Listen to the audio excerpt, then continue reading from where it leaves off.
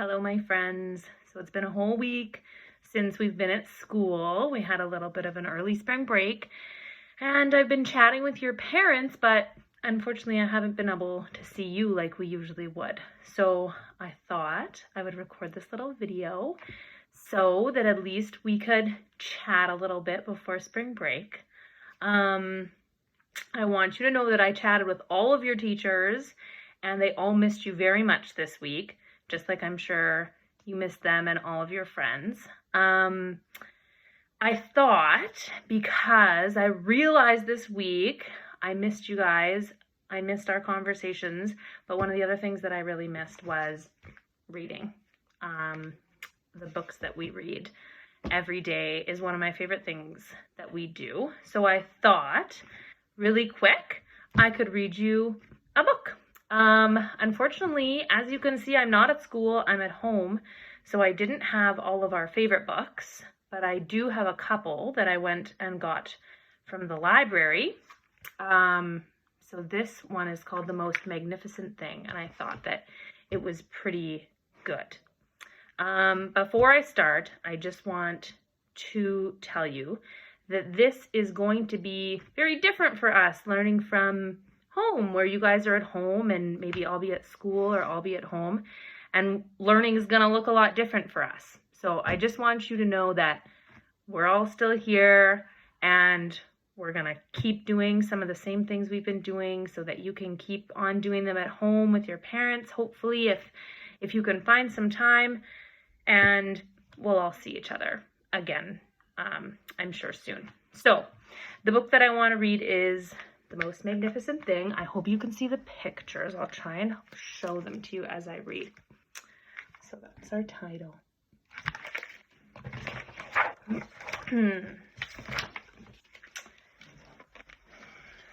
Ooh, it's gonna be hard. I'll try.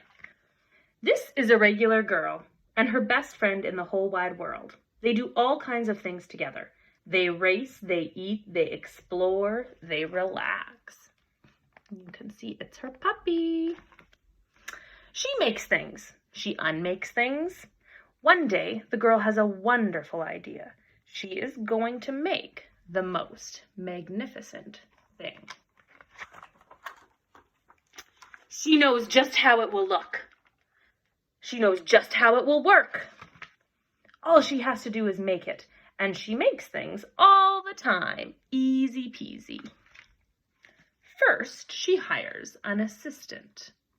You see her who assistant is? Next, they gather their supplies. They set up somewhere out of the way, and they get to work.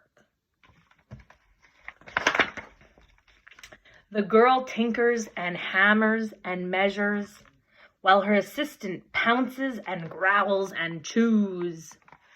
When she is finished, she steps back to admire her work. She walks around one side. Her assistant examines the other side. It doesn't look right. Her assistant picks it up and gives it a shake. It doesn't feel right either. They are shocked to discover that the thing isn't magnificent or good. It isn't even kind of sort of okay. It is all wrong. The girl tosses it inside and gives it another go. She smooths and wrenches and fiddles.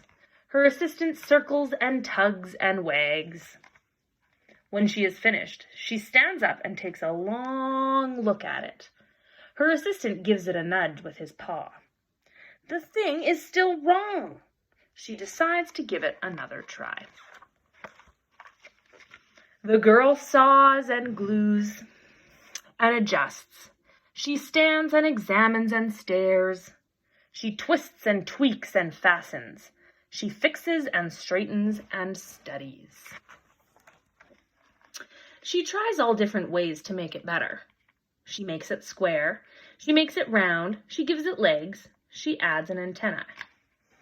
She makes it fuzzy. She makes it long, short, rough, smooth, big, small. One even smells of stinky cheese.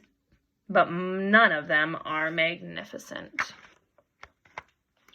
Her hard work attracts a few admirers, but they don't understand. They can't see the magnificent thing that she has in her mind. she gets mad. The angrier she gets, the faster she works. She smashes pieces into shapes. She jams parts together. She pummels the little bits in. Her hands feel too big to work, and her brain is too full of all the not right things. If only the thing would just work. Crunch! The pain starts in her finger. It rushes up to her brain, and she explodes. It is not her finest moment. I'm no good at this. I quit. Her assistant suggests they go on a walk. Probably a good idea. She seems pretty angry. It's not much help at first. But before long, she starts to feel different. Bit by bit, the mad gets pushed out of her head. As they stroll along, she comes across the first wrong thing she made.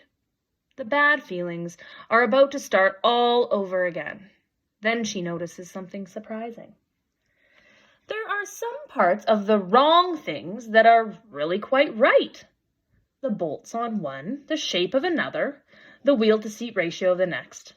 There are all sorts of parts that she likes. By the time she reaches the end of the trail, she finally knows how to make the thing magnificent. She gets to work. She works carefully and slowly, tinkering, hammering, twisting, fiddling, gluing, painting. Her assistant makes sure there are no distractions. This is the perfect thing to ward off bears. This will stop that leak. This one's all wet. The afternoon fades into evening. Finally, she finishes. She alerts her assistant.